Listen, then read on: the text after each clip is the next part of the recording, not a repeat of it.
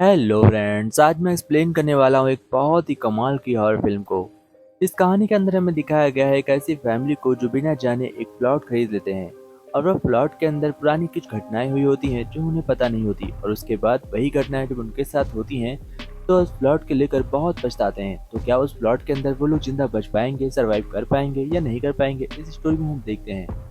कहानी शुरुआत होती है सन 1972 से, जहां हम देखते हैं दो बच्चों को जो आपस में गेम खेल रहे होते हैं। तभी उनकी कंची फिसल कर जीने से सीढ़ियों से नीचे जाते हुए एक दूसरे दरवाजे के पास रुकती है। उन दोनों में से एक छोटा बच्चा उस कंची को उठाने के लिए आगे बढ़ता है और तभी वहां पर दरवाजा खुलता है। सामने घर का दरवाजा खुलता है और कंची थोड़ी और अंदर चली जाती है। अब वह उसे उठाने के लिए थोड़ा और अंदर जाता है।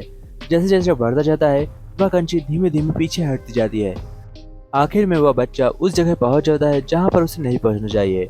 सामने हम देखते हैं चेयर पर एक औरत बैठी हुई है जो बहुत ही एजेड होती है, और वह बच्चा जैसे ही अपनी कंची उठाने के लिए नीचे झुकता है वह उसका हाथ पकड़ने की कोशिश करती है और एक बार उसे टच भी कर लेती है। वह उसके बदलते हुए रूप को देखकर भागता है। अब वहां से सीन शिफ्ट हो जाता है और हमें दिखाया जाता है 4 साल बाद, यानी कि सन 1976 का। 72 से हटकर अब 76 की स्टोरी हमें दिखाई जाती है, जहां हम देखते हैं एक हैप्पी फैमिली को जो अपना सब कुछ बेचकर इस प्लॉट को लेते हैं। और यह प्लॉट 4 सालों से बंद है, इसीलिए यहाँ पर कोई रहने नहीं आ रहा था। अब ये लोग इस प्लॉट के अंदर रहने के लिए आए हैं। इस फैमिली के अंदर अपैरो, मनोलो, उसकी वाइफ सैंडेला और उसका छोटा बेटा भी होता है जिसका नाम फैरमिन होता है, और उनके एक दादाजी होते हैं जिनका नाम राफेल होता है। अब कहानी आगे बढ़ती है और कहानी में हमें आगे दिखाया जाता है पेप को। सबसे पहले वह अपना रूम लेता है। फिर हम देखते हैं उस छोटे बच्चे को जिसका नाम फैरमिन है। वह अपनी बहन के साथ रहता था, लेकिन अब वह अपने दादाजी के साथ रहेगा क्योंकि उसकी बहन बड़ी हो चुकी है। स्टोरी आगे बढ़ती है और हम देखते हैं वह अपने भाई को नहलाकर उसे तैयार कर रही होती है क्योंकि रात में उसे नहाने की आदत होती है। फिर हम देखते हैं उसका भाई अचानक से एक दूसरे कमरे में पहुंच जाता है। फिर अपैरो जाती है और अपने भाई को ढूंढते हुए जब उसे देखती है तो वह खिड़कियों से चिपका होता है, खिड़की से नीचे न कूद जाए, इसीलिए उसके डैड जाकर चुपचाप उस बेटे को उठाकर अपने साथ ले आते हैं। अब कहानी में यहीं से ट्विस्ट आने वाला है। आगे हम देखते हैं फैरमिन को जो बहुत डरा हुआ होता है क्योंकि असल में वह कमरे में ऐसा ही नहीं किया था, वह किसी का पीछा करता हुआ गया था। फिर वह देखता है रात में दादाजी को जो कि ऑक्सीजन लगाकर सो रहे होते हैं। उनके ऑक्सीजन पर देखता है कोई आकर हाथ फैला रहा है, जिसकी वजह से वह और ज्यादा डर जाता है। सुबह होती है। सुबह होते ही हम देखते हैं पैप को जो अपनी खिड़की से झांकता है। सामने वाली खिड़की में एक लेडी रहती है, उसे ऐसा लगता है और वह उसके खिलाफ लिखकर कुछ चिट्ठियां भेजता है जिसका रिप्लाई भी आता है। पेप ये पढ़कर बहुत ज्यादा खुश हो जाता है। अब हम देखते हैं अपैरो को। अपैरो पेप के लिए अपने लिए एक जॉब ढूंढ रही है ताकि वो लोग यहाँ पर अच्छे तरीके से एडजस्ट हो सकें। इधर हम देखते हैं फैरमिन को। फैरमिन छोटा बच्चा है और उसे इतनी अकल नहीं है, इसलिए वह पड़ोसी के घर में टीवी देखने के लिए चला जाता है। उसे ऐसा लगता है यह पड़ोसी का घर है, लेकिन असल में यह भूतिया कमरा होता है और उसे इस बारे में बिल्कुल भी अंदाजा नहीं था।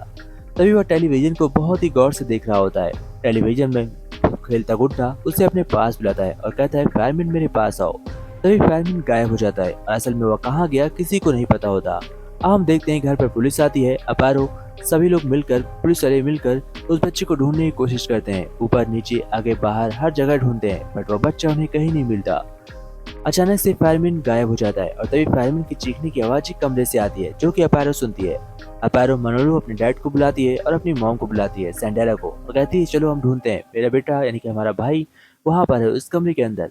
वो सभी मिलकर वहाँ पर जाते हैं और उस दरवाजा तोड़कर अपने भाई को ढूंढने के लिए अपैरो अंदर जाती है, जहाँ पर वह एक बूढ़ी औरत को देखती है। ये वही बूढ़ी औरत है जो हमें स्टार्टिंग में चेयर पर दिखाई गई थी। हम देखते हैं इससे अपैरो बहुत ज्यादा घबरा जाती है और जोर जोर से रोने लगती है। सैंडेला उसके पास आती है और उसे उठाती है और कहती है सब कुछ ठीक है, और उसके डैड उसे उठाकर कमरे में ले जाते हैं, लेकिन फायरमैन अभी भी इन्हें नहीं मिला था। आज दूसरा दिन हो जाता है और हम देखते हैं सैंडेला को जो जॉब पर जाती है और वहाँ पर उसका मन नहीं लग रहा था क्योंकि उसका बेटा लापता था, उसके पास खाने के लिए पैसे नहीं थे और घर पर भी कहीं भी पैसे नहीं थे, जिसकी वजह से उसे बहुत टेंशन होती है। अब वो अपने टेंशन को कम करने के लिए कुछ मदद मांगती है अपने दोस्तों से। इधर हम देखते हैं पेप को, जिससे एक चिट्ठी आती है और कहती है कि लड़की तुम मुझसे मिलने आओ, और पेप उसे मिलने के लिए एक दूसरे कमरे में चला जाता है। इधर हम देखते हैं अपैरो के पेट पर एक अजीब सा हाथ का निशान होता है और वह प्रेग्नेंट होती है, और यह बात किसी को नहीं पता थी अभी तक।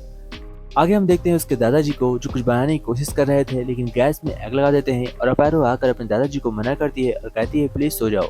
तब उसके दादाजी उससे कहते हैं कि इस घर के अंदर कोई तो है। वो बूढ़े होते हैं, ज्यादा दिमाग नहीं चलता है, लेकिन इतना तो उन्हें भी समझ में आता है।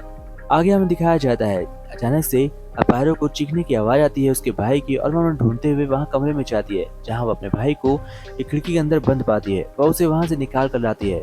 फिर हम देखते हैं पेप को। पेप भी बहुत ज्यादा डर जाता है क्योंकि वह जिस लड़की के पीछे गया था वहां पर कोई लड़की नहीं थी, वहां पर एक हॉरर भूत था जिसे वह देख कर घबरा जाता है। अब सभी की बैंड बजने वाली थी, रात हो जाती है और रात आज इन लोगों का आखिरी दिन होता है, ऐसा मूवी के स्टार्ट से हमें दिखाया गया है। और सभी के पास कोई ना कोई आत्मा आती है जिन्होंने परेशान कर दिया है। फिर हम देखते हैं मनोलो को। मनोलो उस बूढ़ी औरत को देखता है जिसके बहुत बड़े बड़े हाथ थे। वह सभी घबरा कर उस प्लॉट को छोड़ते हैं और भागते हुए रेंट पर रूम लेकर रात भर यहीं रहने वाले थे। वो लोग रात भर साथ सोते हैं। उसके बाद मनोलो सैंडेला से कहता है कि हमें वापस सुबह उसी घर में जाना है क्योंकि हमारे पास इतने पैसे नहीं है कि हम इस घर पे होटल में रह सकें। सैंडेला कहती है कि मुझे अपने फैमिली की बहुत चिंता है, अगर हम लोग वहाँ गए तो हम में से कोई जिंदा वापस आएगा या नहीं आएगा इसकी कोई गारंटी नहीं है। तब हम देखते हैं कि सैंडेला के मन में एक दिमागी ख्याल आता है और वह जाती है एक लेडी के पास। यह लेडी बहुत ही स्मार्ट लेडी है और यह अपाहिज तो है लेकिन इसे भूतों की देखने की शक्ति होती है, साथ ही यह उनकी मदद करती है जो कि भूतों से परेशान होते हैं, इसलिए सैंडेला उनके पास मदद मांगने के लिए आई होती है। अब वह लड़की और वह लेडी और बूढ़ी औरत सभी सैंडेला की मदद करने के लिए तैयार हो जाते हैं और वह उसे टाइम देते हैं कि हम तुम्हारे घर कब आएंगे। और वो लोग उसी घर पहुंच भी जाते हैं, लेकिन अपारो वहां से नहीं थी। अपारो एक बूढ़ी औरत से मिलने के लिए जाती है जिसका नाम मारूजा होता है और यहाँ से कहानी में और ट्विस्ट आता है जहाँ हमें पता चलता है कि मारूजा कोई और नहीं बल्कि उसी प्लॉट में रहने वाली भूत की बहन है। और जैसे ही यह बात अपारो को पता चलती है तो वह पूरी स्टोरी उससे पूछती है और यहाँ पर हमें पुरानी स्टोरी दिखाई जाती है जहाँ पर हमें बताया जाता है कि एक पिता अपनी बेटी को बहुत ज्यादा टॉर्चर करता था। वह बेटी रात में एक बार घूमने के लिए जाती है और वह अपने भाई के साथ पकड़ी जाती है और वह प्रेग्नेंट होती है। और जैसे उसके पिता को यह बात पता चलती है तो वह उसे जान से मारकर इस प्लॉट के अंदर दफन कर देता है। यह बात जैसे अपारो को पता चलती है और मारूजा उसे बताती है कि अब वह लड़की यानी कि वह भूत तुम्हारे पीछे इसलिए पड़ा है क्योंकि तुम प्रेग्नेंट हो और वह माँ बनना चाहती है। तो डैड ने उसके बच्चे को मार दिया था जिसकी वजह से वह किसी के बच्चे को अपना बच्चा बनाकर हमेशा के लिए इस घर में रहना चाहती है।